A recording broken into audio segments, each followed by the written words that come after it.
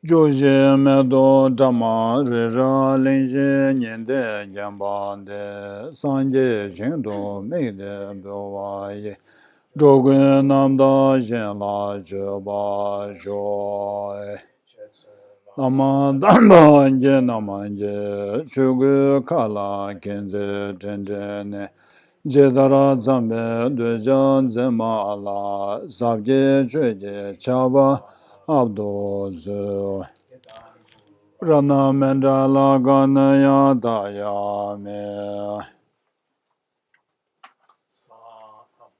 Veda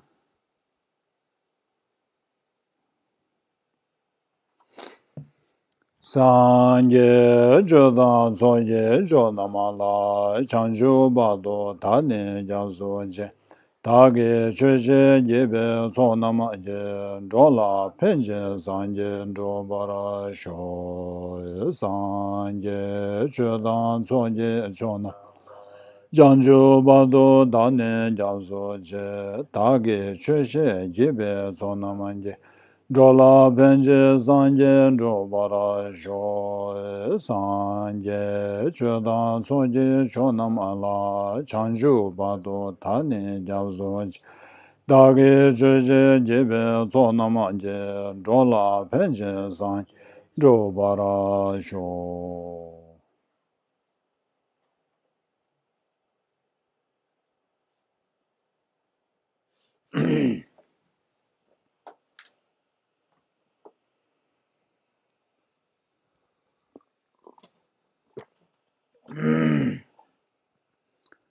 Good morning. Our twin didn't go well, isn't it? Kange lo de timne tende ni da nam da ram se ve chi ni ai deng gue ai chi jin ai se che ni je tu ga le wa man ze. Something like that. I think so. Maybe we should have a class.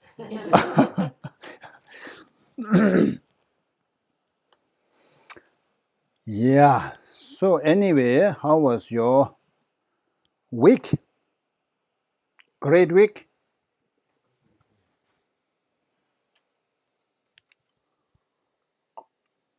Impatient week. Any difference? Trying. Yeah.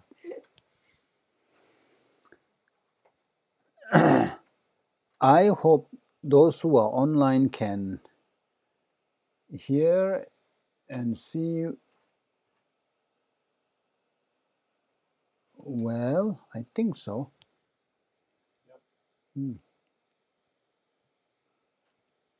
Okay. So where are we?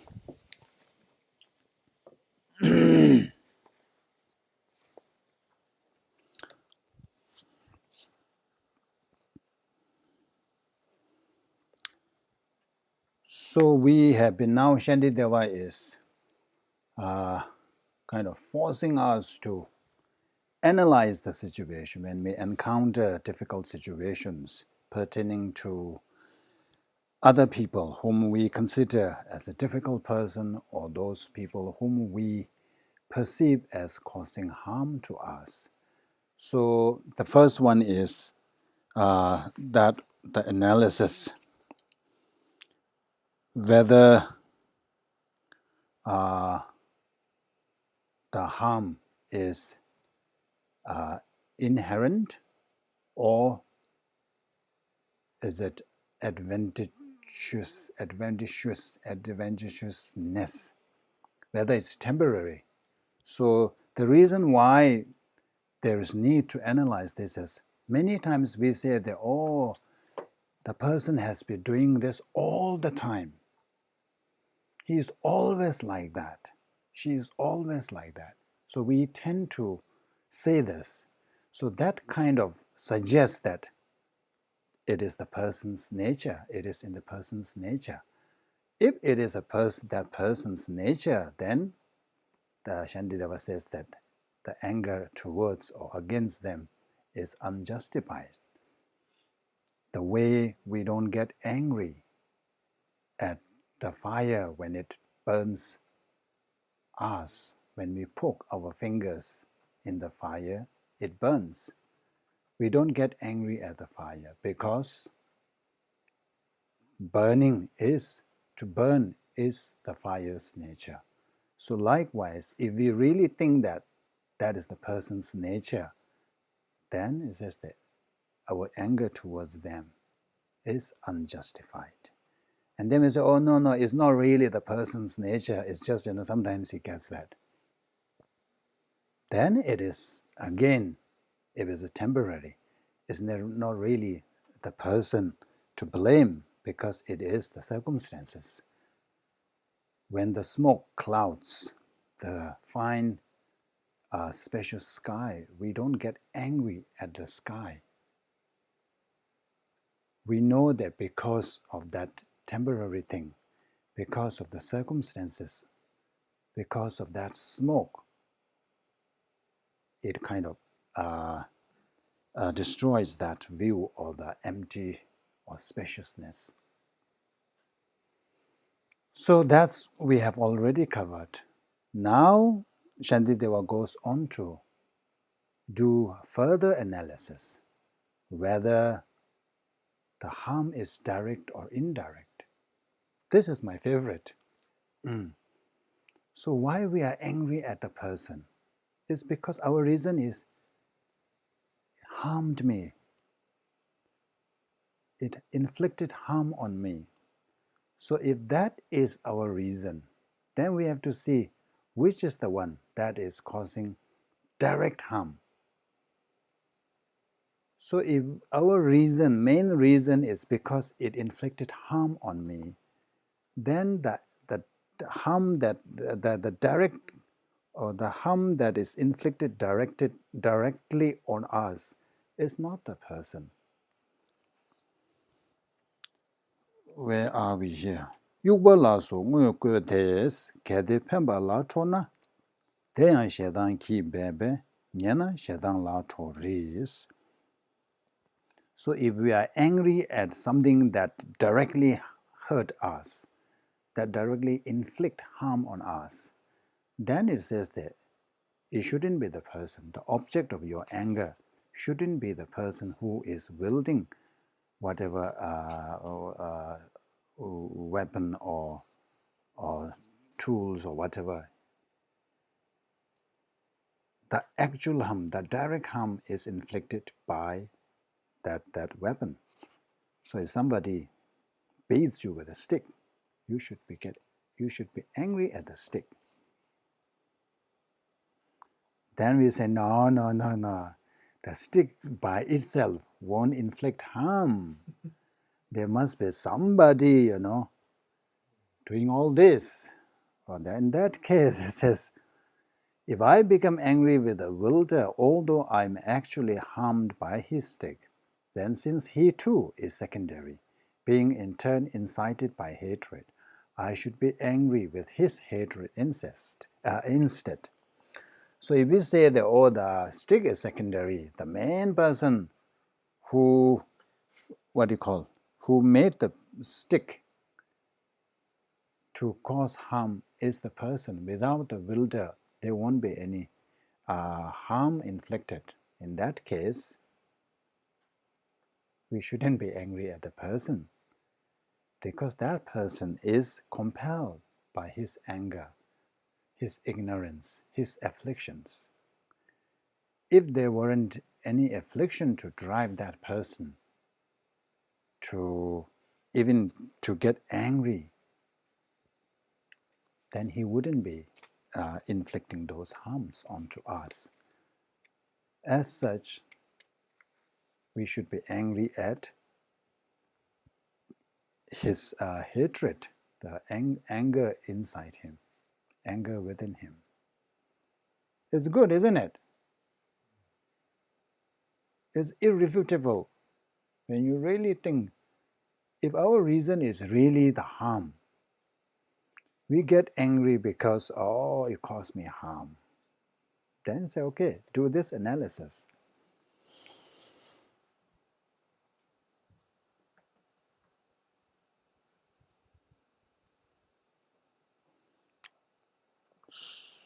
So you say, first of all, you shouldn't be angry. Even if you want to get angry, it is not the person you should get angry at. It has to be the person's anger.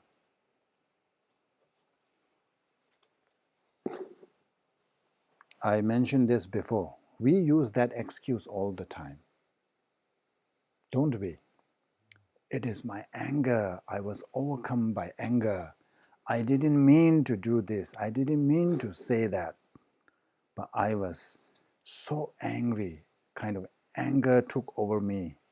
And I didn't really know what I was saying, what I was doing. So we apologize and blame anger for our outbursts and all that actions followed after the anger. So if that is what our defense is, then we should use the same, reason when it comes to others as well.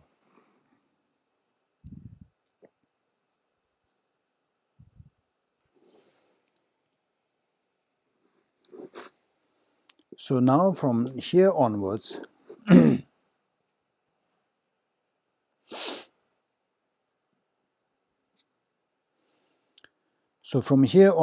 is like whatever unpleasant experience we undergo or we experience due to somebody else are causing harm to us. So we should relate them as our own fault, our own doing. So here it says,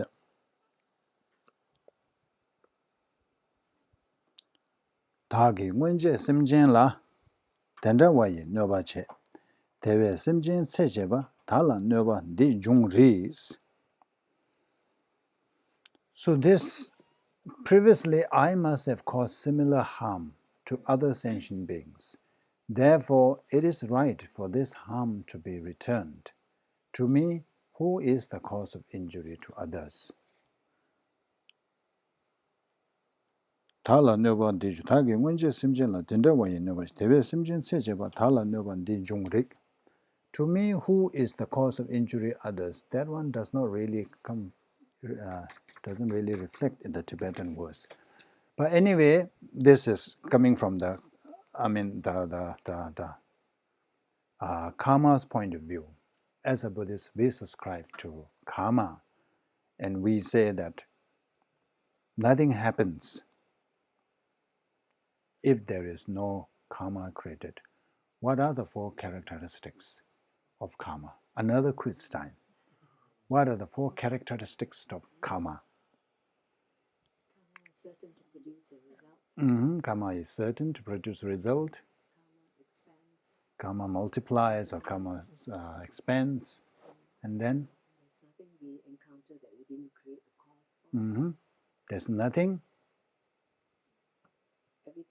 There's nothing that we encounter that we didn't create the cause for. There's nothing.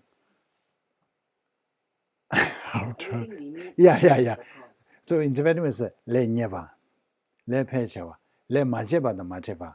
We will not encounter any result unless we have created the cause. And then karma, once created, will not go in its own.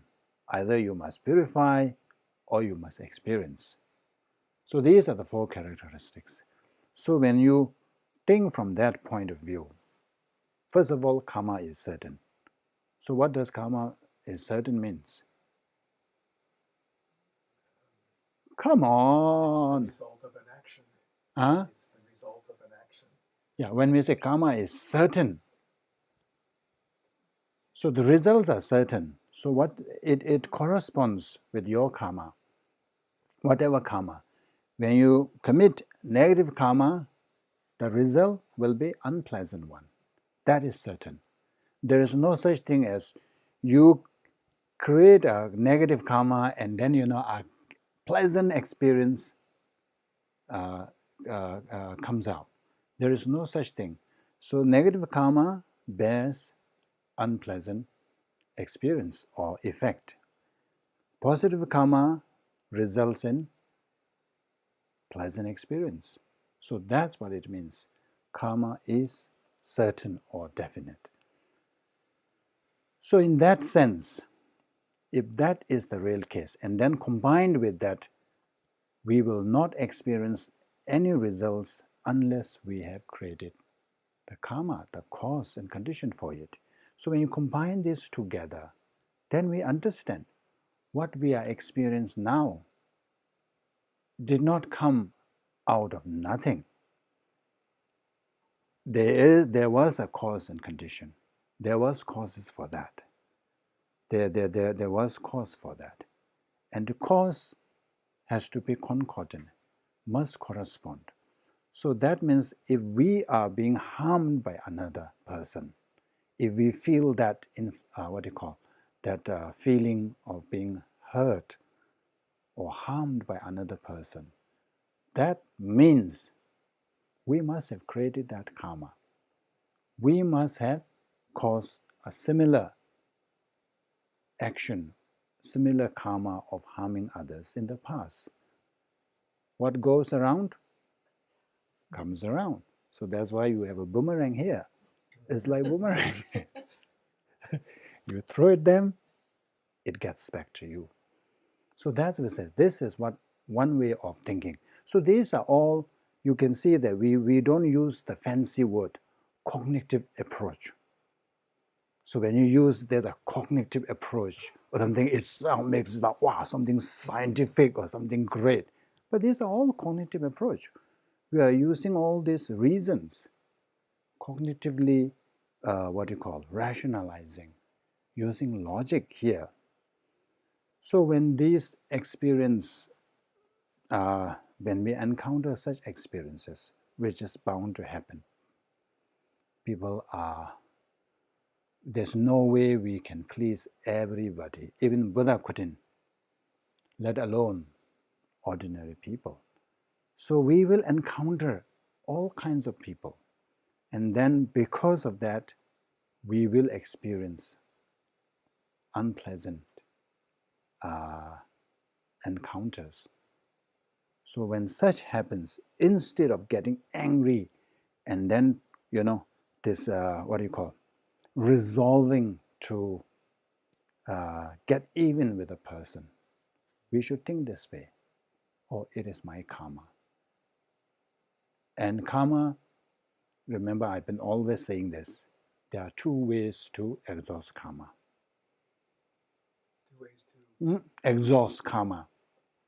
the results become fruit Yeah. results, Uh-huh. or you purify. Yeah. So either you experience the result or do purification.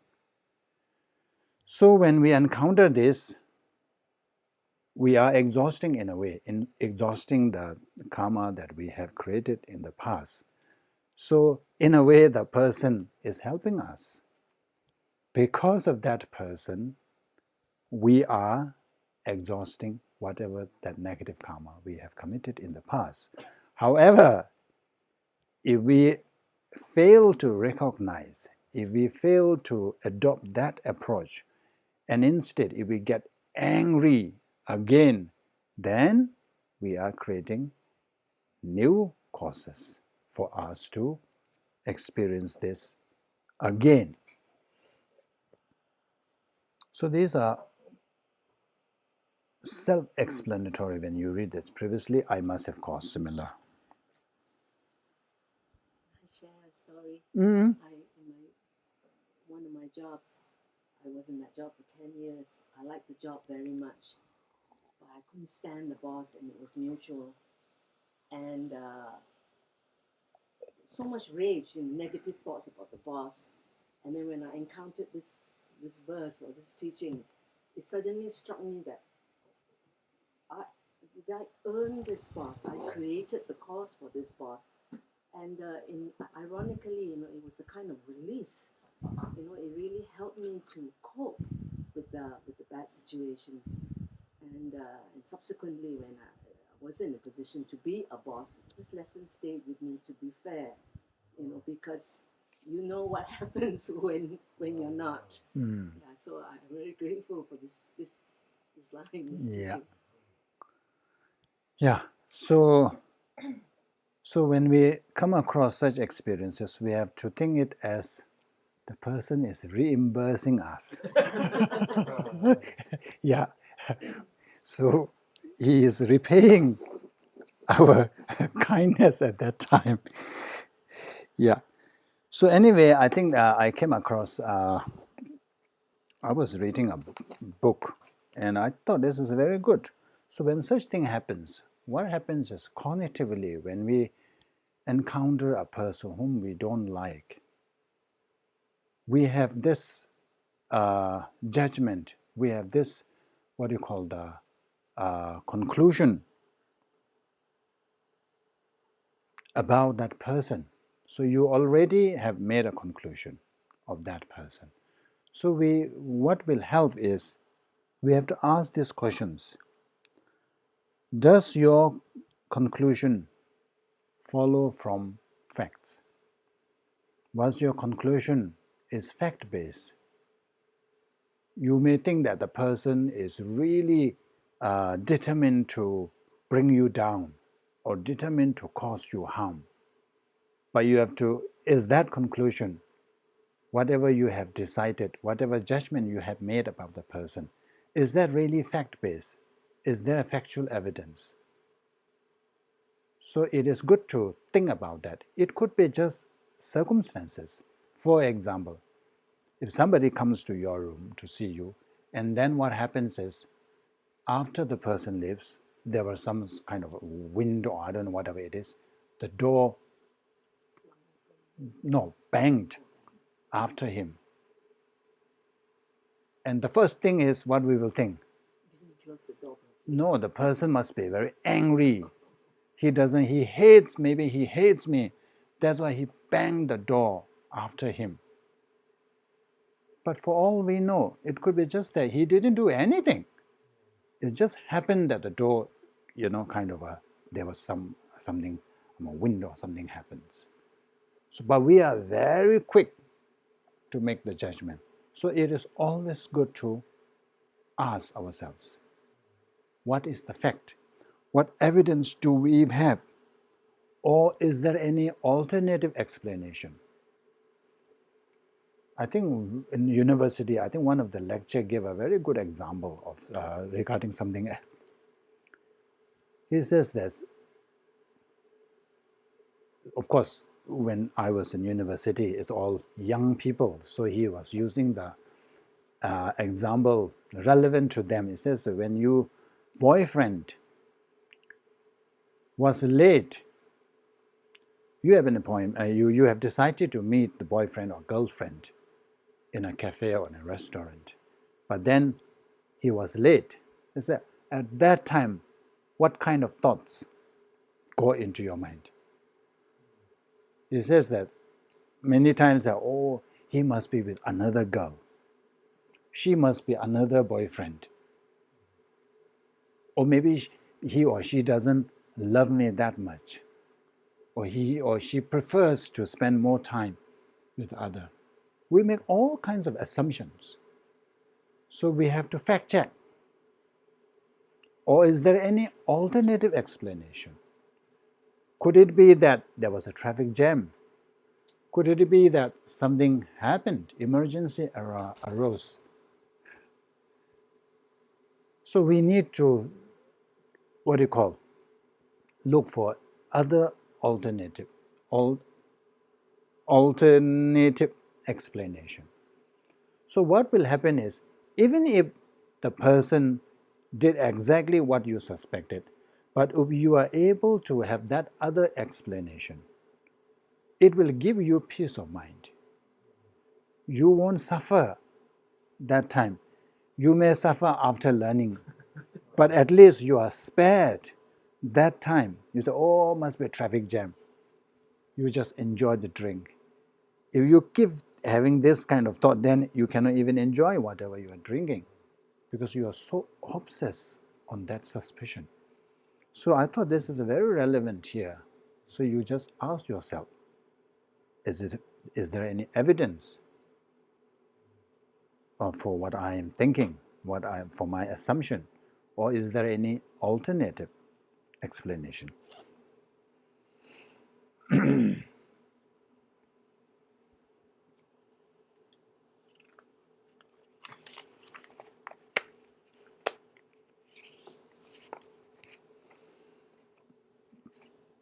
Now comes this one.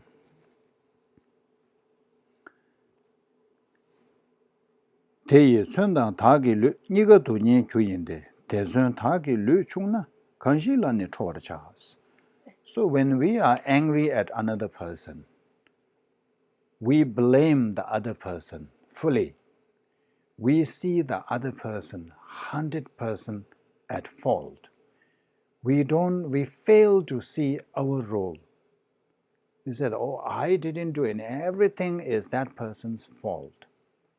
But after we cool down, and when we rewind and replay the scenario, many times we will realize that it is not really 100% other person's fault.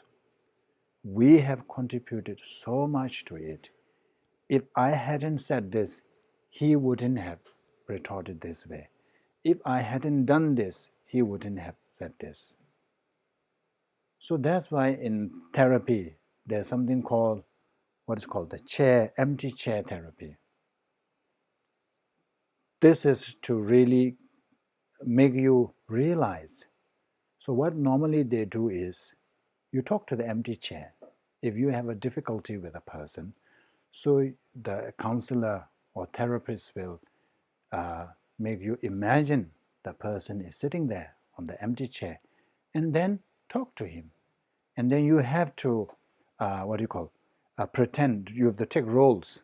So first you sit there and you say, and then you pretend there was the other person. So you have this exchange of conversation. And there you realize that, oh, did I say that? For the first time you realize that that's what you said. And of course, if you say that, what kind of response do you expect? Supposed to be something nasty. When you say something nasty, of course, unless that person is a bodhisattva or a saint, you are going to get a similar response. So that's why it is saying it is so important to really, take into account other people or others' role. So here it says, both the weapon and my body are the causes of my suffering. Since he gave rise to the weapon and I to the body, with whom should I be angry? Look at the image there. Withering, is that plant? There's a little troubling part of this, Uh, and that is that there are people who are in abusive relationships, women more than men, but when that happens, there's a thing called blaming the victim, where someone is abusive, and they're just looking, they themselves are very angry, and even if you say nothing, or what you did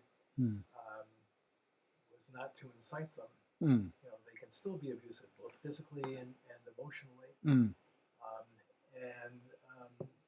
In that kind of an environment, that kind of a situation, you can start to demean yourself and make yourself small and less than you are. You can demote your own self-worth by using this sort of thinking. So it can be troubling in some circumstances to apply this particular logic. There's something called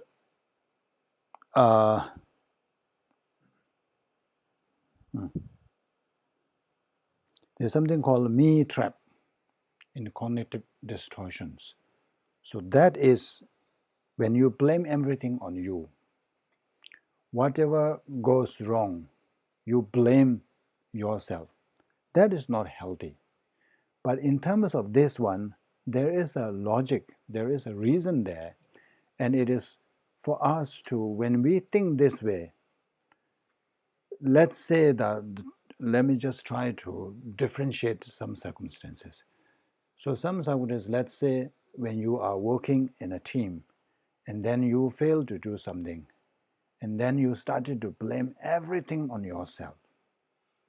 So why the project didn't succeed is all because of me. But in reality, it is not the case. There are so many other factors that brought down the project. So you are not the sole person. So that is, in a way, it's a, what do you call, it's not, what do you call that? It's not true that you are the one who destroyed the project, who brought down the project. So in that kind of situation, if you blame everything for yourself, then you will be caught in what is called the me trap. That is dangerous, because then you lose your self-confidence, your self-esteem, it affects. But when it comes to anger, when you are able to apply that, this kind of thinking, like here, it is mainly to reduce your anger. If you are unable to restrain that anger, you may land into bigger trouble, like abusive one. There are other options. It doesn't mean that when we practice tolerance, doesn't mean that we just submit to everything. We just surrender ourselves to their beating or abuse or whatever it is. That's why I always says that yes, we have to practice patience and tolerance, but combined with wisdom. So there are other avenues where you can get out, like abusive relationship. You can go to, I don't know, police or what do you call it? Shelter. There are other options you should do. But at that very moment, if you get angry and try to fight him, it can make it worse. You maybe even get killed. So at that time, if you're able to control your emotion, maybe that will save your life. Thank you for making that distinction. Or you have any other suggestion? Share. What do you think? So anyway, here, another way to cool ourselves, calm our down, is think this way. Like the flower, the winter flower in the winter. So why the flower looks withered in winter? One time I think I bought father of a bunch of flower from a co-op during winter, and I walked to my home there, and when I got there, it's already yeah, whether withered, is it? Withered. So who should I blame? So there, one reason is because it's the temperature. It's so cold. It's winter. The other reason is it's fragile. If the flower were not that fragile, it will withstand, and I would have proper flower to offer on my altar. But by the time I was like, what happened? That happens. So like in America, the gun, mass shooting. At the moment, we are all blaming guns, even though it's the person. So both have a role. It is not just one thing. If there were no guns available, especially those, I don't know, what's that, semi-automatic and all this, there will be less destruction. But you cannot just completely blame that on guns as well. There's also those people who have some mental problems. So both are responsible. So here, this is why I'm saying that when somebody inflicts harm, of course there's a person who used the weapon to pierce us. But if we do not have this body who is capable of feeling suffering or pain, or if our body is not so fragile to be inflicted, then we won't feel any pain. We feel pain because we have this body that has the ability to feel pain. So in order for us to feel pain, both needs to be present. You need to have this body. If our body is made out of rock or metal, we won't feel any pain.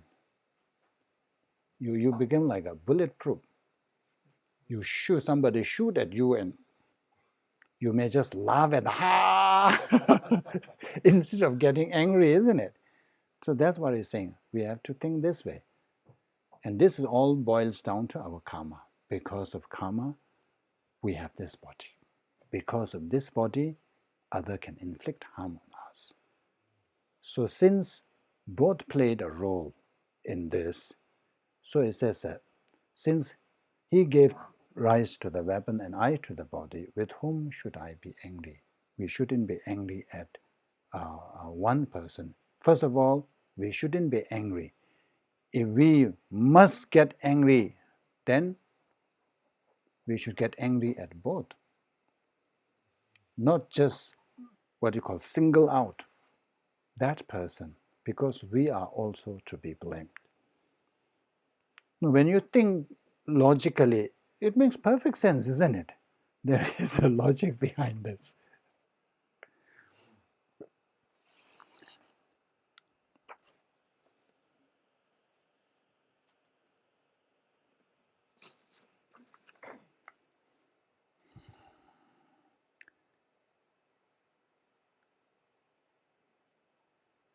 Kanshi la ne chowarja, shuwa mi sugdawa, rekdo misu dunyechen, sedon tagi songjurna, tela nova sula chos. So this is similar to the earlier one. If in a blind attachment I cling to this suffering abscess of a human form, which cannot bear to be touched, with whom should I be angry when it is hurt? So this uses the analogy of a boil. So our body is like a boil. It is so fragile that even a pinch, even a tiny thorn can cause us so much harm. And that, who created that kind of a body? It is because of our karma. Kanshi shuwa mi sudawa rekdo mesu tunyeje sedon tagi songjurnas. Meda zamje jan nyo tendo lude shedab yemik tongbas. So here it says blind attachment. So blind attachment here, the meaning here is that it is all from karma. How does karma create it? Because of ignorance. Because of our ignorance, we develop attachment. Because of our attachment, we commit all kinds of negative actions. And as a result, we have this body, which is like a boil, very fragile.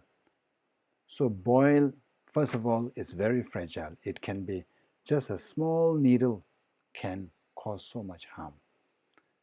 And also boil in the sense that even though we treasure so much, but when we really examine our body, it is a bag of what do you call dirt, let's say, isn't it? Yeah, it is actually a bag of dirt. And then the very thing it came from is from father and mother's semen and blood. So that itself is so dirty, isn't it? In a way, it's disgusting. But that's how this our body is. But we are so attached to it. In order to protect this, we engage in all kinds of negativity. So that's what he's saying. So who was responsible? Who is responsible for bringing this kind of a fragile body? It is not the enemy who is causing harm to us. It is us. It is ourselves who were responsible to bringing about this body. So because of this body, we experience. So that's why when you talk about the Four Noble Truths, the Noble Truths of suffering, so the main suffering is this body. So we have this analogy. So when you have a rash, the ringworm, you have this thing, is it rash called the ringworm there? It can be very itchy. So when you itchy, when you press, when you scratch it, what do you feel? There's so much relief, kind of a, what do you call, kind of bliss sometimes. When it's so itchy, you scratch. So and then of course, when you scratch too much, what happens? Painful. It worsens the situation. So this is like analogy to the three types of suffering. That itself, rash itself, is like the pervasive suffering. Because of this, we are experiencing pain or itch, and then when you scratch, you feel a bit of relief. That is like the suffering of change. And then that pain and discomfort, or that itch itself, is the suffering of suffering. So why you have these two, itch plus this, is because of the ring. We call that ring. What do you call it? Ringworm. Yeah, ringworm. So likewise, our body is the main cause, main suffering. So basically saying that others are not that bad compared to what we have done to ourselves.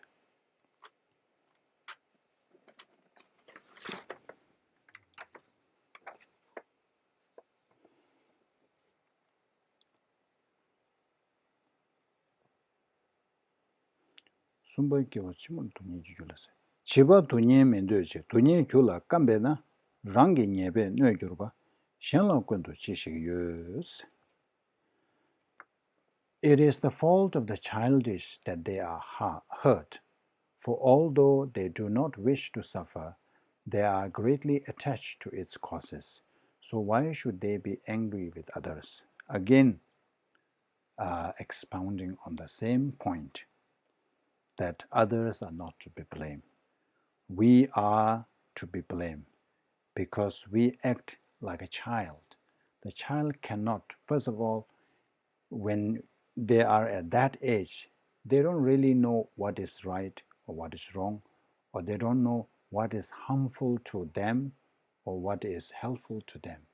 And they also don't know what is the long-term benefit, short-term benefit, mostly short-term benefit.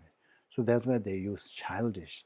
So ordinary people, we are really like a child. We have a difficulty making this distinct or distinguishing what is right or what is wrong, what is real benefit to us or real harm to us.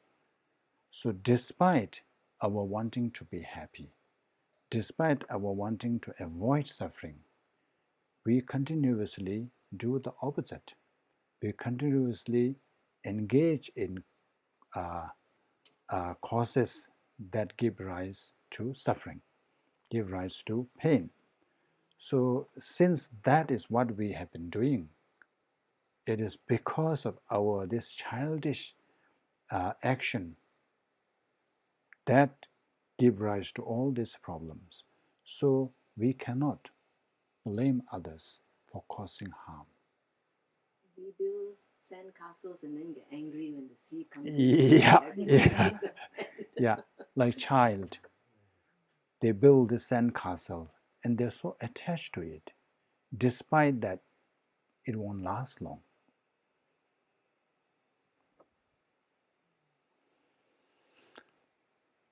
Then to further illustrate this, Shantideva gives examples. Pena nyewe sumadang redi lome na zedar rangi legi dikeba kanshi lani toward chahas. Just like the guardians of the hell worlds and the forests of Raza sharp leaves, so is this produced by my actions. With whom, therefore, should I be angry? Remember in Shantideva's, which chapter is that? I think chapter 5. It talks about mind training. Everything is our mind.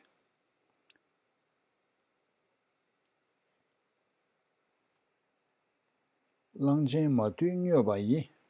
Now, can I remember this one? Simje langbo yen dangba. Langje matu nyoba yi tena tende nyoba me. Oh. Simje langbo yen dangba. Narmen nyoba cheba da. Langje matu nyoba yi tena tende nyoba me. So, our mind is cause of all our problems. Special, of course, even Buddhahood also comes from, or how do I put it? It's untamed mind brings all their suffering. But when we are able to tame that mind, then it can, enable us to achieve enlightenment and Buddhahood. So it all boils down to taming our mind. So mind is the cause. That's what it says. So just like the guardians of hell world, so when they describe, when it is described in the text, how the hell realms are, so they will be this hell gods who will torture the hell beings. So this is not that somebody planted that, but when you are born there, because of your karma, depending on whatever karma you have created, all these guardians of hell appears.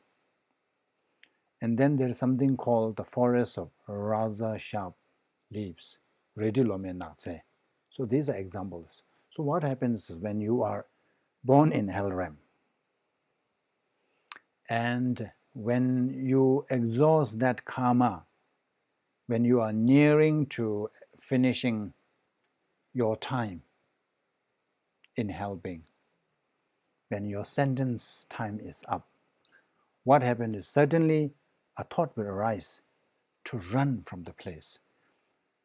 When your time is not up, this thought doesn't even arise. So when you are nearing at the end of the completion of your karma, and then this thought arises, and then they will start to look to run away from that condition.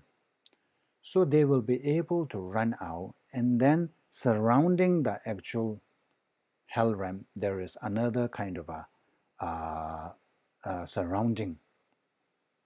So there is this kind of thing. But of course, compared to the sufferings in the hell, this is much lighter.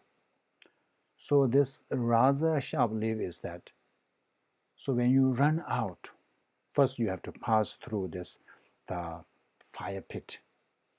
So there will be a fire pit, you walk in there, the minute you step in, your whatever it is in the fire will be all burned.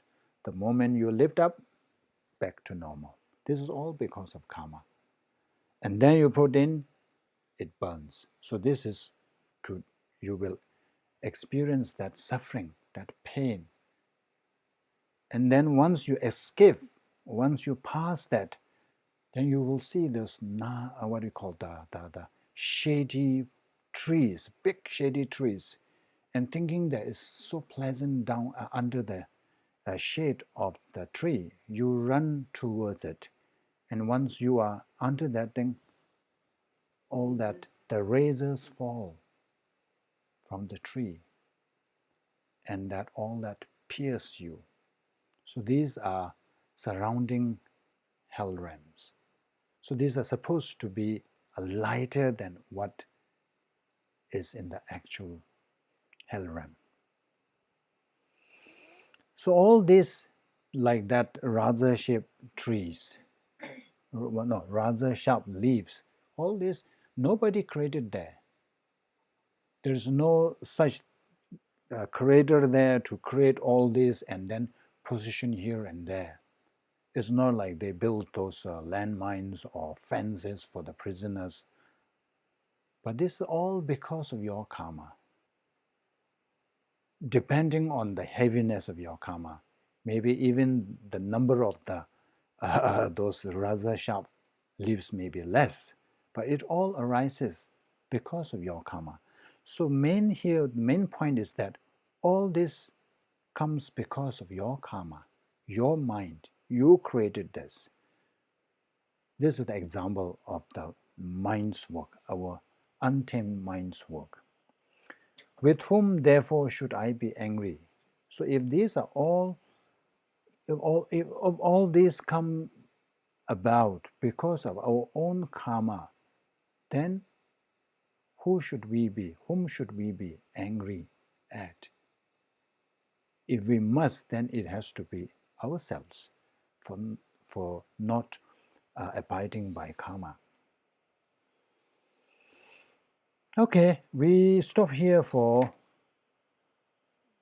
a break.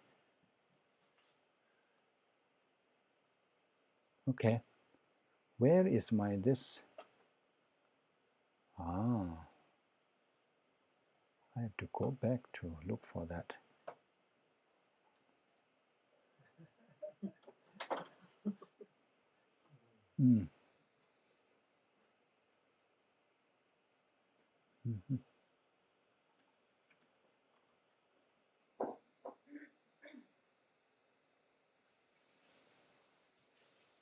Okay. I have, thank you. I don't need anymore. There are cookies, isn't it? Please enjoy the cookies. Do you want a cookie? I'm okay, thank you. Nga chu yu tu ji che. Nyu nyu chi.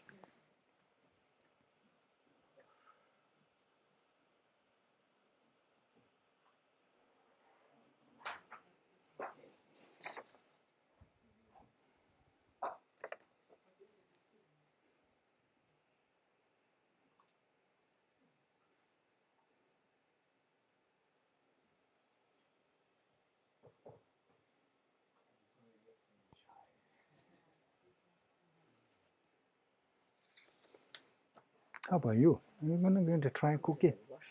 Okay. Oh, tu ji che. So. Oh. Da ko sa ma de tu ji che. Tu ji che na.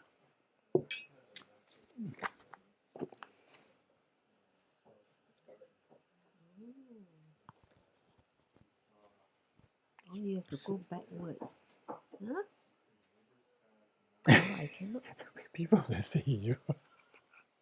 I cannot see. Oh.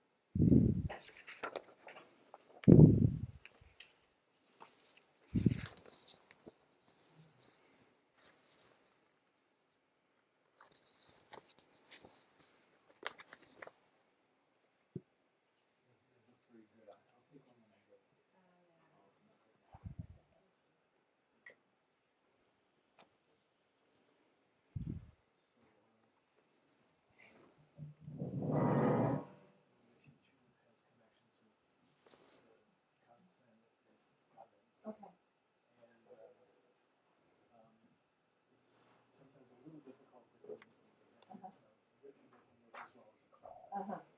So I think the best thing probably to do is to talk. And I'll tell you about this here. Okay. Help us get in touch with the right person. Right. So it has to be somewhere over the wire. Yes, yes. Yeah. I know it can be done. Accountant. Yes. What I was thinking was use 4,000.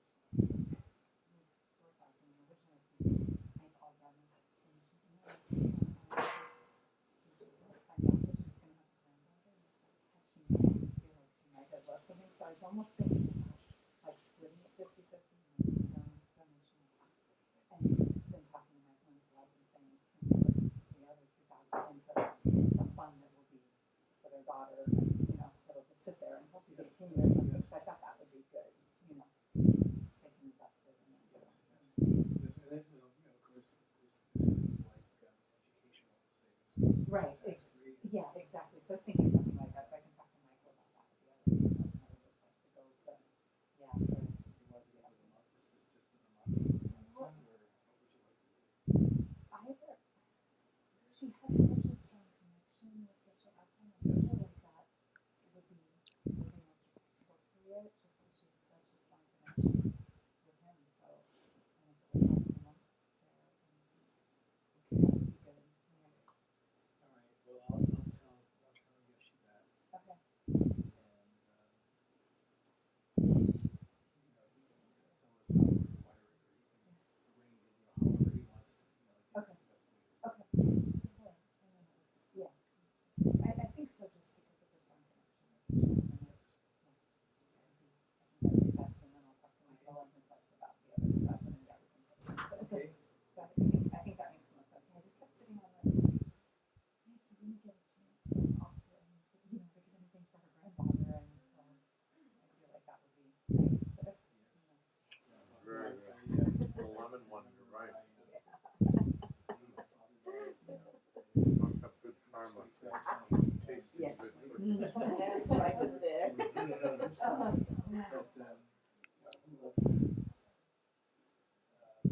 It's very interesting, the subtle distinctions. Mhm.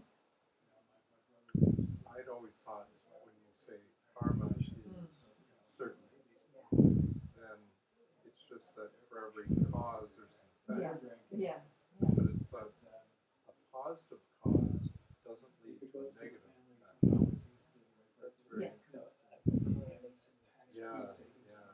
Yeah. But I think our minds Yeah. So think, I think like I know my mind thinks, oh, I was perfect yesterday. And then today it's like, my mind is distorting what I'm actually remembering about yesterday. Yeah. Oh. Her and me, especially. Mindfulness is low and selfishness is high.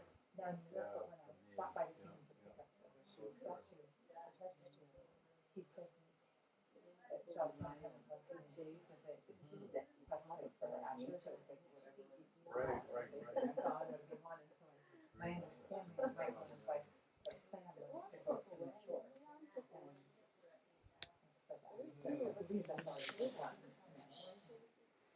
yeah, very true. It's interesting that Yeah. my cross-country ski friends that go on also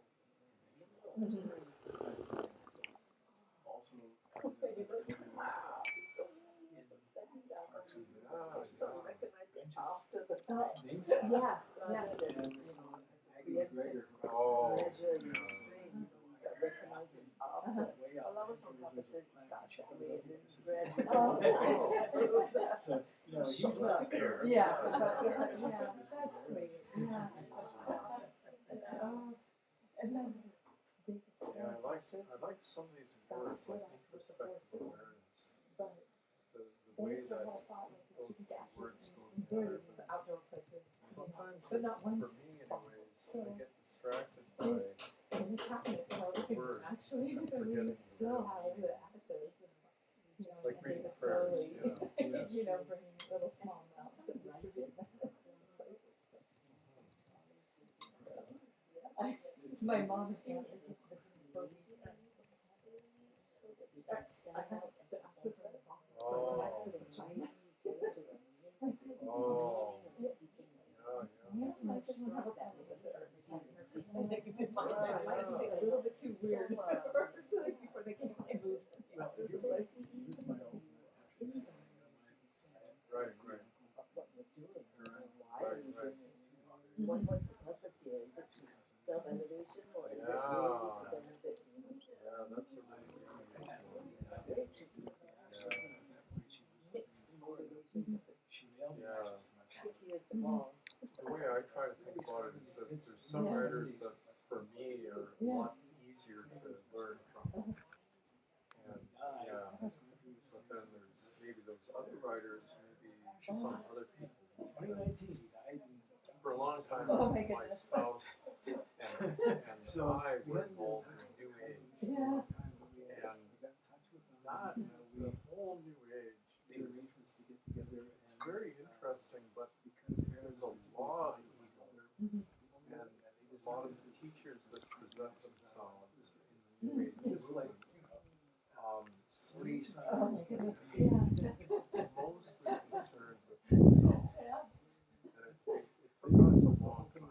I was also practicing Buddhism at the same time. It never quite reached my father, really. I think it's because my wife was very attracted to that. I went along with that. But, it always struck me that there's just something wrong. But I think, it takes time. Oh, no, you still have interest. Yeah. And like couldn't let go Of those ashes. So teachers. Yeah. 10 years later, so this April, we went out. My aunt's partner finally decided what she wanted. I mean, she'd spread some ashes. She got a burial plot in a cemetery where in an area we used to live and had them. And so we went out and had a little ceremony there 10 years later, but it took her 10 years to let go of the ashes. Yeah. It can take time. Yeah.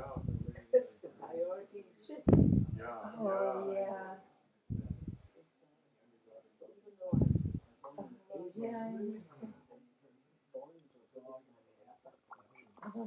Oh. Oh.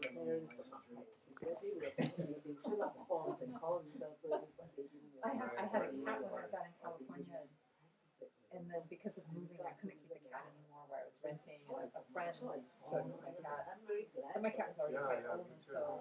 And then I moved out here, and when my cat passed away, and I'm not sure, I think maybe had her buried in his yard, but the vet does a thing where they take a paw print, like in a little ceramic thing in a heart, with a little paw print with the cat's name. So my friend sent that to me, so I have that. Very Which is good. nice. Yeah, I feel the same way. Oh, well. Rinpoche is such a good teacher. So you have the actual dog there? Oh, It's right here. Oh, okay.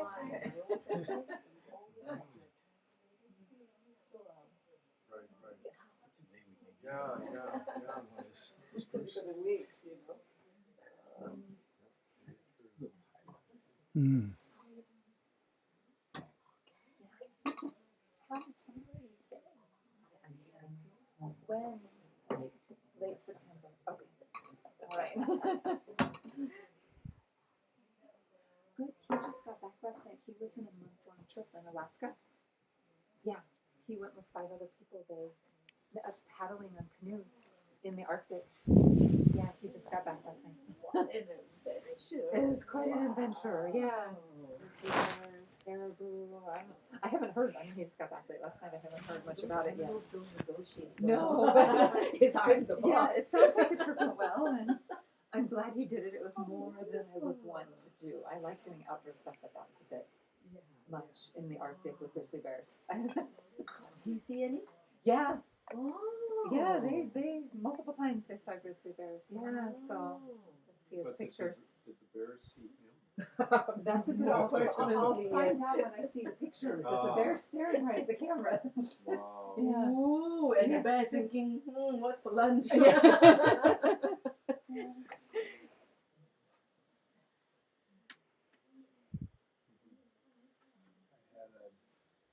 I have a friend, Dee, who's somewhat older.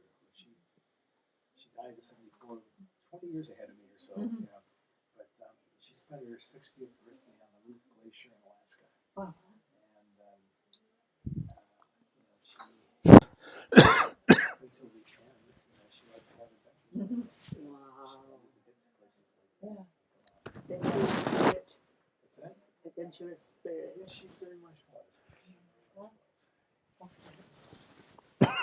I don't know. I just kept thinking my David was gone. I love doing outdoor stuff, but there's so many beautiful outdoor places without grizzly bears. Like, that seems like an unnecessary.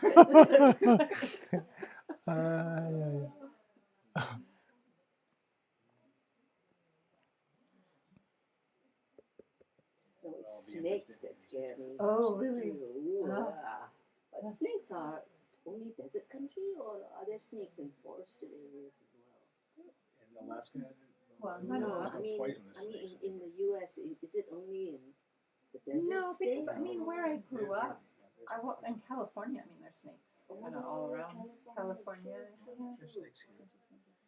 They're tricky. I mean, some they say are harmless, but Yeah. some are far from Mhm. harmless.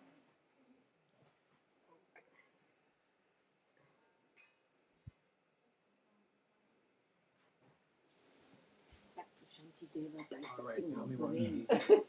we need to call back really is Ken. That's all right. So it's We'll just do for this. Ken. Goodness. If you gotta. That was for you.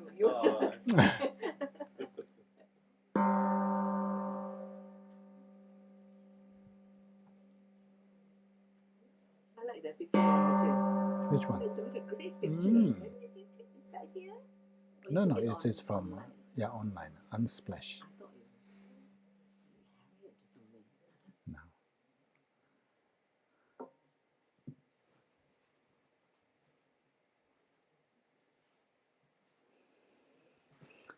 Okay, let's get back to.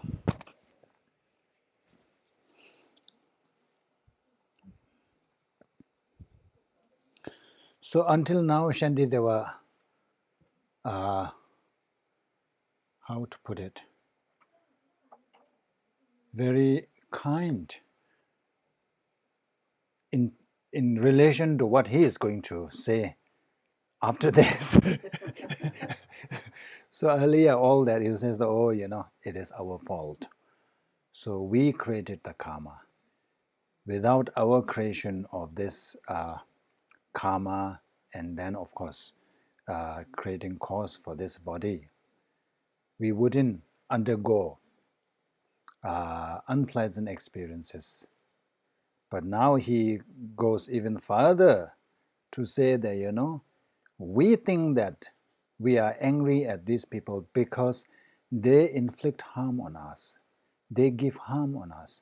Now Shantideva says that actually in reality, you are the one giving harm to others. It's the other way around.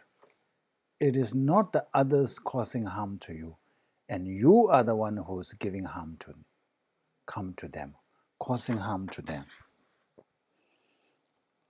Dāgi lēgi kūche ne dāla nöje namchungde, tene simje nyedongna dāgi tadama lakams.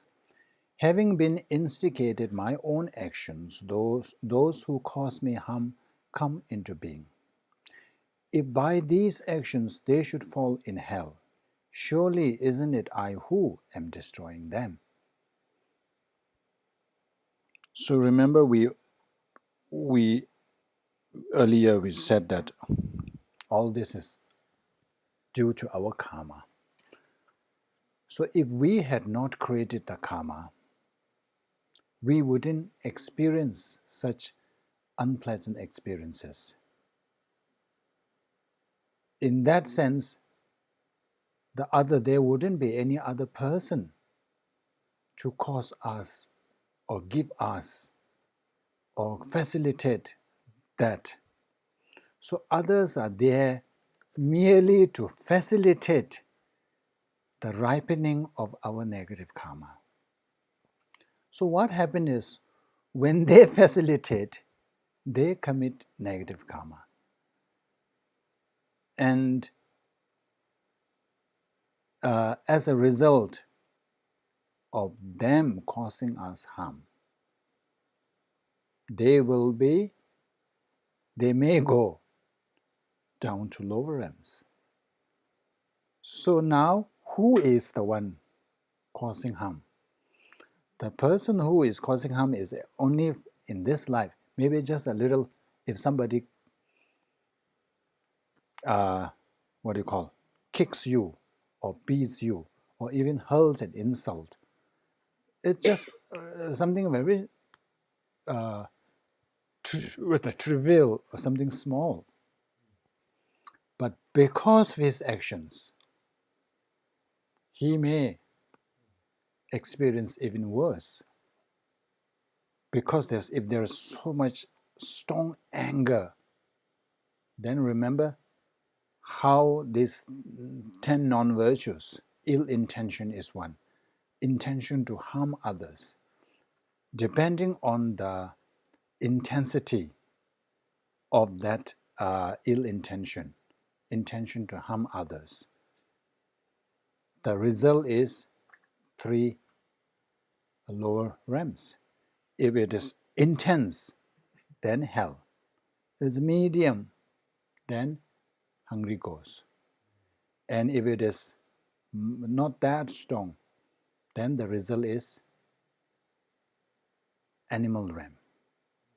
So we talked about the results, effects of all these 10 non-virtue, the results of 10 non-virtue, the consequences.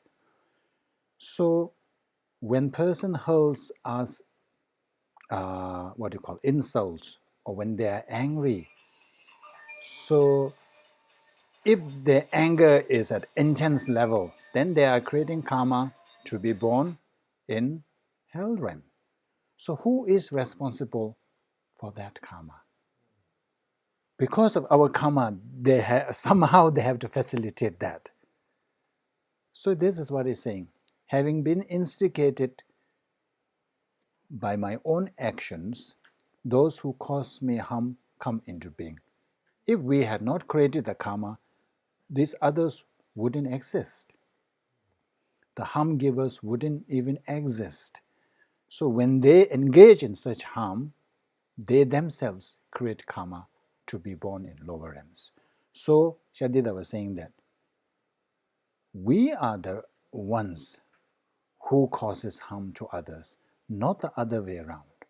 So we need to think that way. So when we are able to think that way, our pain may not go away, whatever hurt, but at least it will calm us down. It will stop us from creating more negative karma.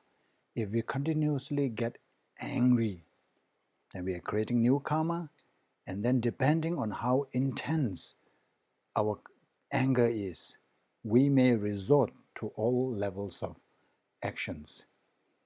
We want to get even. That may include committing in the act of killing, if not physically harming the other person. That will not only result in our future lives, but in this very life, we may land into trouble, we may land into jail. So why? So it's better to think this way. That's what Shandideva is saying.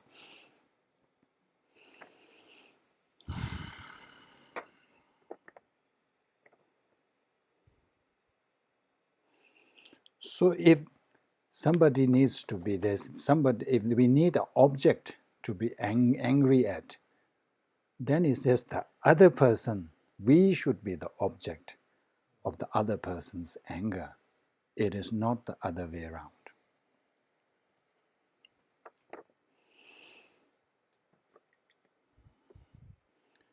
Dida lani tenjene sobes tadi mandu jung tala tene tedani yurin tu nyenya waradons. In dependence upon them, I purify many evils. By patiently accepting the harms that they cause, but in dependence upon me, they will fall into hellish pain for a very long time. Tadi Mandu Chungs, Tala Tene Tedagi Yurik. So now Shantidawa is comparing what we benefit from our enemy and what they lose. So if the other person insult, I don't know, hurls insult or cause harm to us, if we are mindful not to get angry and instead practice patience, then what happens is we will be able to purify our negative actions and thereby cultivate so much merit.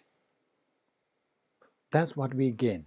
So other person whom we label as enemy facilitate us in cultivating huge merits.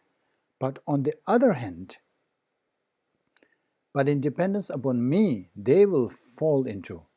On the other hand, for the other person, because they are so angry at us, they create or they commit strong negative karma, which results in being born in lower realms. So this is, we can see the difference. We benefit from them, whereas we benefit from our enemy, whereas the enemy do not benefit, instead lose everything.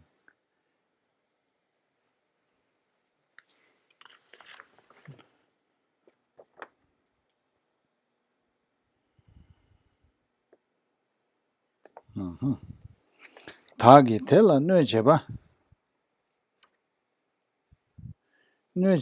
teda dala pendona chinji lodu chi ichir maru semgyu chowar ches. So since I am causing harm to them, so when we do that analysis, when we do that comparison, we see very clearly that we are the harm doer or harm giver. We are the one who causes harm. So since I am causing harm to them and they are benefiting me, why unruly mind? Do you become angry in such a mistaken way? So our reason is so mistaken, so flawed, that we think that, oh, we are the victim. But here saying that actually the enemy is the victim. We are not. We are reaping so much benefit because of others. That's true, isn't it? When it comes to perfecting patience, in order to achieve enlightenment, we need to perfect all the 6 perfections. The only person who can help us, who can facilitate us in perfecting our tolerance, is our enemy. Our friends cannot do that. Our friends help us. What's that? Our friends will only facilitate enhancing or increasing our merits and also attachment, but enemy is the only person who can facilitate us, who can help us perfect our patience. So that's why it says that in that case, why are you are so mistaken. We are so mistaken to perceive our enemy as someone who causes us harm, who gives harm, who destroys us.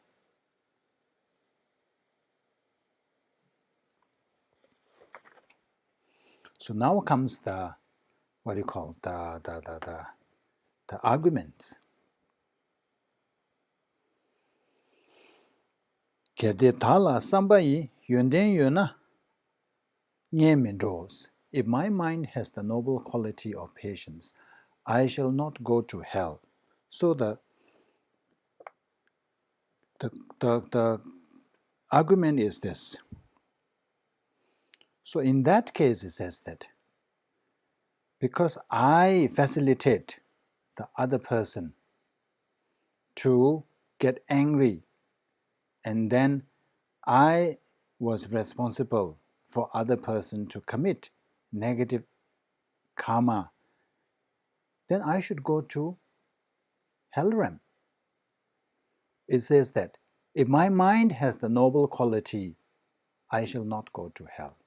Yes, you are responsible for this, but if we are able to be mindful of all the destructive consequences or the detrimental effects of anger, and thereby realizing the benefit of patience, and then when we encounter such situations, if we practice patience, instead of committing negative actions, we will be able to exhaust negative karma and thereby cultivate lots of merits. As such, we will not go to hell. That's one argument. And there's another version.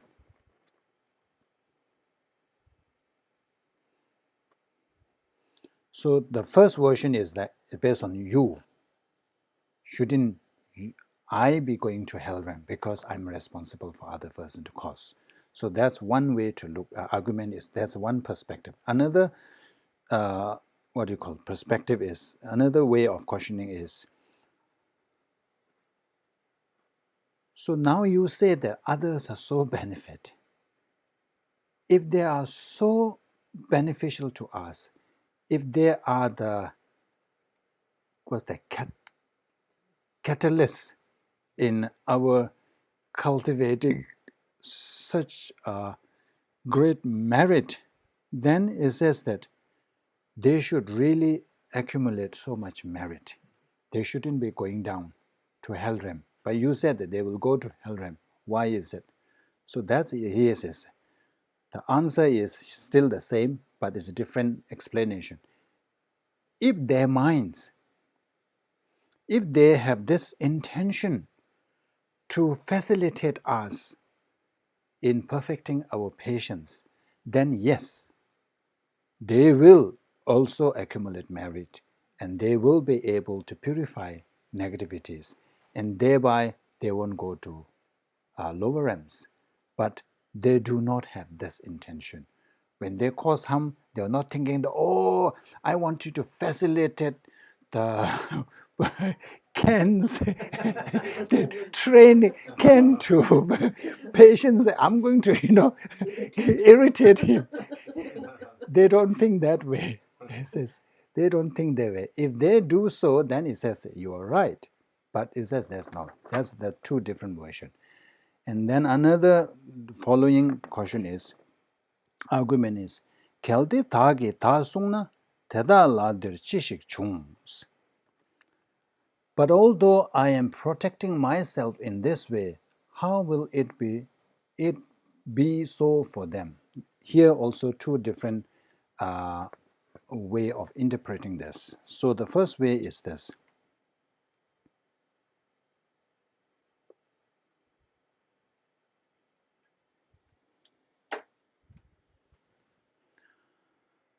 Kedi tala sambayi yonden yona nyeme dos. Kedi tagi tasungna teda ladir chishi chums. So now the two line, the argument is like this. So the other person, the enemy who gives us harm,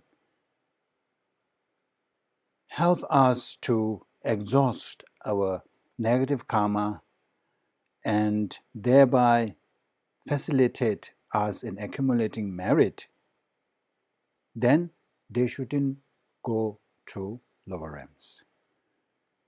And the answer is, Tagi nöje la soba kombe ta tikba le sung nas kansa teda la sunam chishi chungs. So when they cause harm to us, I practice patience. When we practice patience, we protect ourselves from falling to lower realms. So they have nothing to do with this. So they will still go to lower realms. That's one version. Another version of argument is, It's just that when they create problem, and instead of getting angry, we practice patience.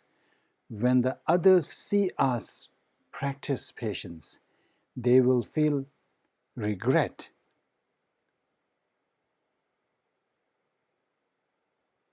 Yeah. So, so they feel regret, and normally when you feel regret in negative actions, it becomes virtue. When you regret your virtuous actions, then it becomes negative, non-virtue. So because they regret, they develop strong regret for their actions, they generate positive karma. So in that sense, aren't we what you call the great benefactor to them? We are doing such a big service to them. So that's the question.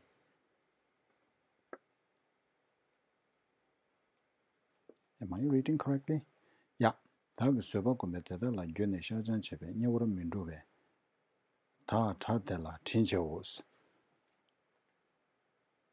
cheos 개디 타기 타송나 대다 라들 지식죠. So what was the argument? The second argument for this last two lines. The first version and second version.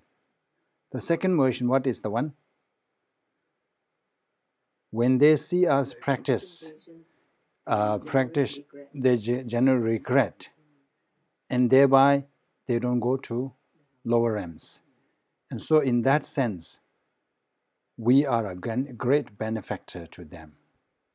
If they don't feel regret. Yeah, I mean, this is the argument. Of course, there am. So that's Gede Tagi Ta Sungna Teda Ladir Chishi Chungs. Tagi Nöje La Soba Kombe Ta Tigole Sungna. So now I'm lost here. Teda Sungura Manjula Tagi Chubang Nyambra Jurus. Tena Katu Chishi Yus. Gede Tagi Ta Sungna Teda Ladir Chishi Chungs. So so the argument is that aren't we so beneficial to them? Then answer is that in that case you are not really beneficial, because through their regret they are able to generate merit. It is not you who kind of did that. It is their minds. It's like, although I'm protecting myself, so they are protecting themselves in that way by generating regret. So we didn't do any favor to them. So that's another version. So we stick to the first one. It's like it is because of my practicing patience, I protect myself from falling into lower realms. And the other version is the second line.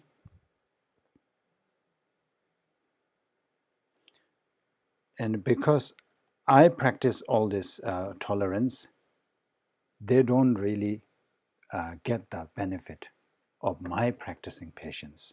So they may still go. And they didn't have, remember the first question is, they didn't have this intention to facilitate. Is clear? Then finally, we come to this one. By the way, this is a very pretty flower. I got it yesterday.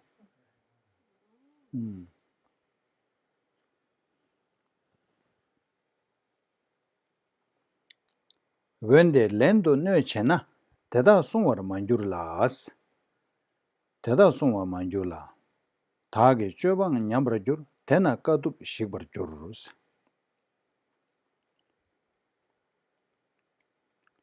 So now the question is, so we looked at, we are very optimistic view of the enemy, isn't it? we looked at the enemy as, one who is enabling or facilitating us in our patience, practice of patience. So now it says that if that is the case, if our enemies are so beneficial to us, they're inflicting harm and all this, if we see them as so beneficial, if they are really facilitating us, then isn't it right for us to harm them? Because we may be also benefiting them. You see, these are very thought through, It's like they have all these, people have these questions. So Shantideva addresses all these questions. You say that, an enemy is really good and all this. In that case, you say, shouldn't we be inflicting harm on them? Shouldn't we be causing harm to others? Shouldn't we get angry at others? Tada, when they learn to know chenas, so nevertheless, should I return the harm, it will not protect them either. So he said, if we retaliate or if we respond likewise, it says that it won't benefit them, it won't help them, because when we do that, they will get even more angry. They become angrier, and they will create more negative actions, and that will be downfall for them. That will bring them to lower realms. So he says, nevertheless, should I return the harm? No, he says, it will not protect them either. It will not help them. It will cause them. Of course, if the other person knows how to practice patience, that's different. By doing so, not only we are destroying them, not only we are causing really, huge damage to them, it will also harm us. By doing so, my conduct will deteriorate. My Bodhisattva's practice, as a Bodhisattva practitioner, as a Mahayana practitioner, we have to engage in certain practices. One of them is, in Bodhisattva's vow, the practices pertaining to patience. There are 4 things. The first one is Tala Dekzo Tsangdu Semjenams. So when others, what is it called in English? It's called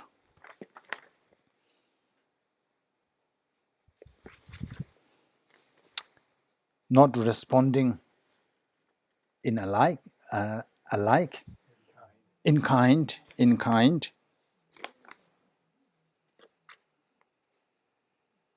not responding in kind. I thought I have.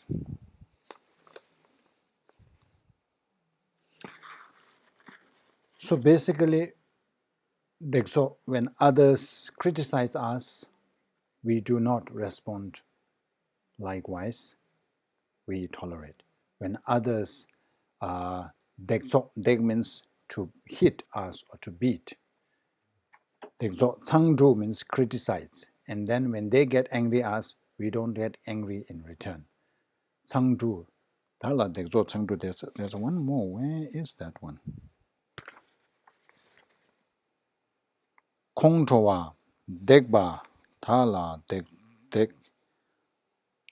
Tsangdu Simjenams.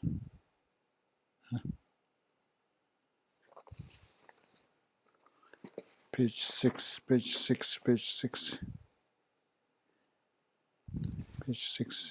Anyway, it is not here. And then many times I will not find here. When I get home, it's there, right there. Yeah, then it's too late. I thought I really... You could give us homework. Oh, here you are. Scolding, beaten, criticized, or shown anger. So when somebody scold us, we shouldn't get angry and we shouldn't retort. And when, of course, beating, criticize, shown anger, so all this, so when responding to scolding with scolding, and all these are transgressions when you once you have taken the Bodhisattva vows. So here is saying that by returning harm to others, by getting angry in response, my conduct will deteriorate. And also as a Bodhisattva practitioner, we are supposed to generate love, compassion, and all that. So there is no room for compassion or love when anger is within us. So these are like fire and water, cannot exist together. If you have compassion and love, then anger has no room. When anger is residing there, there's no room, no place for love and compassion to arise. So if we engage in this what you call angry state of mind, then we are our practice will deteriorate, and hence this fortitude will be destroyed. At the beginning we said there is no vice like hatred, there is no fortitude like patience. So we will be destroying that fortitude. So never ever saying that, never ever lose our cool, which is not easy, which is very difficult. But that's what we are supposed to strive. And I think there are some ways to, some what do you call, methods to, from the psychology point of view, because these are all based on cognitive psychology.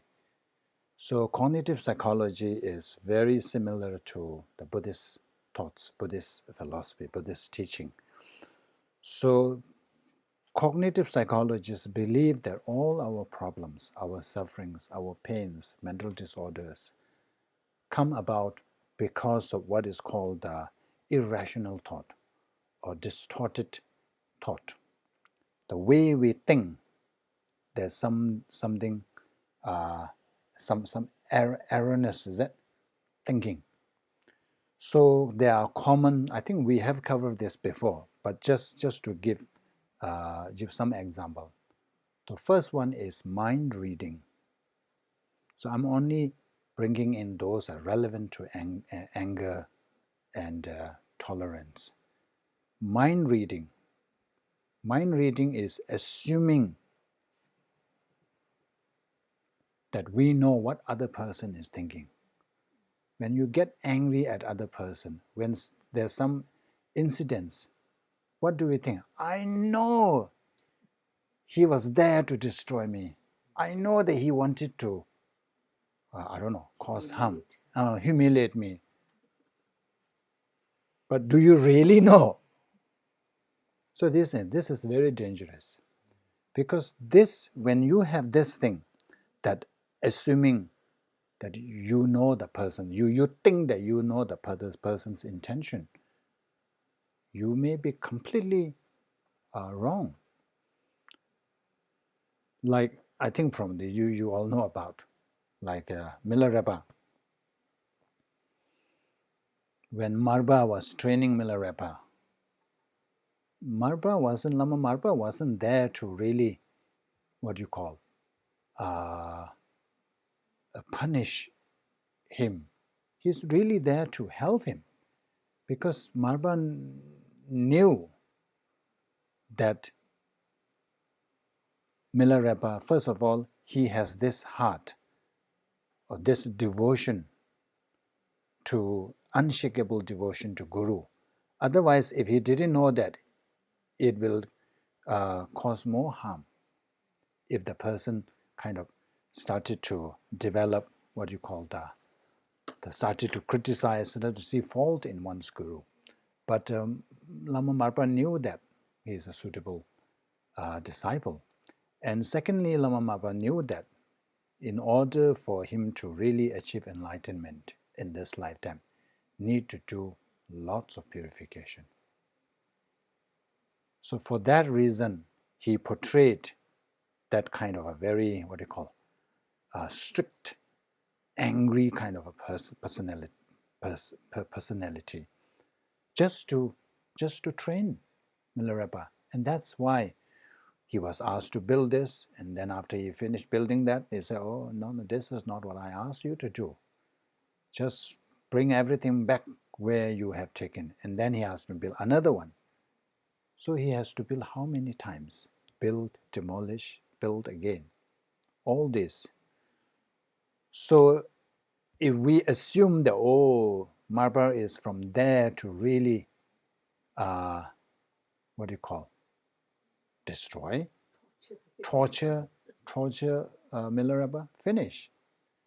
So what I'm trying to say is that you will never know the other person's intention. Like parents.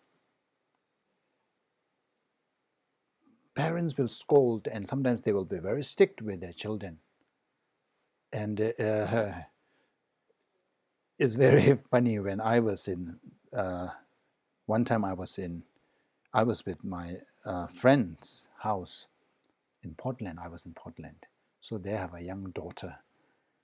And I don't know what incident was that. And I think mother didn't allow this young girl from whatever she wants to do. She was so angry, and it's, I hate you. You are the worst mom in the whole world. She says all that. But the mother's intention is different. Mother's intention is really to help the child. So that's why it is very difficult to work or even reduce our anger if we already have this pre-notion or this conclusion. What happens when you have this mind reading, when we are trapped, they call it trap, we are trapped in this mind reading, we will not reach to others. Because you already kind of assume that you know what other person wants, what other person's plan is, what other person is thinking about. So you will never go there, you will never approach the person and find out. You never ask, why did you do that? What happened? Because to you, I know, his intention is to, get even with me. Maybe not. So that's the danger. So mind reading. And then there is something called the them trap. We talk about the me trap. Me trap is everything. Me trap, I made that distinction. So them trap.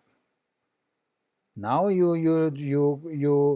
what do you call, attribute the other person as the core soul cause of your troubles, your problems. Everything is others' fault.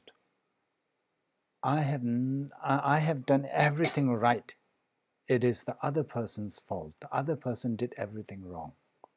So you blame everything on the other person.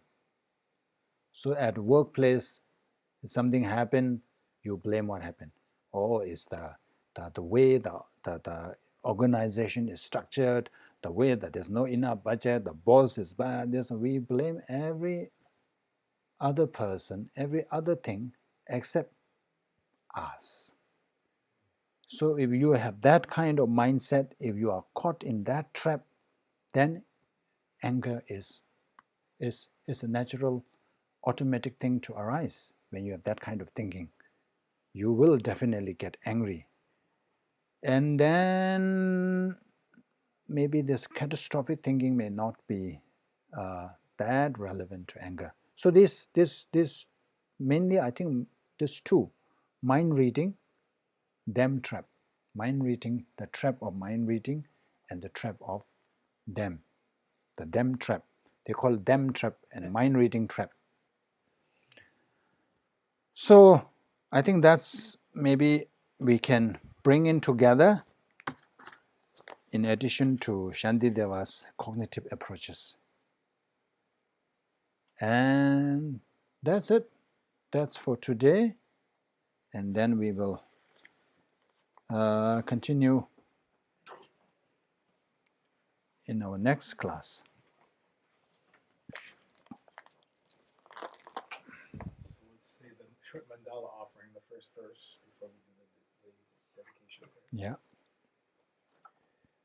Masaji, Poti, Chuje medo dhamma rira linje nyende yambande sanje shingdo mikde bywai dogun namda jinla jebara jo yedan gojo rana mendala gana yada yame Simjo rinpo je maje bana jejo je jeba nyamba meba yang gone gondo bewara sho Kuzi rabden je namgar tele jojo yeba dan lozan tembe dreme zazumanje drobe muze dado ne joro che Rave gorve shengamzo pendan dewa malu jongwe ne chenre zewan tenzin yazo ye shabe sete bat tenjoro che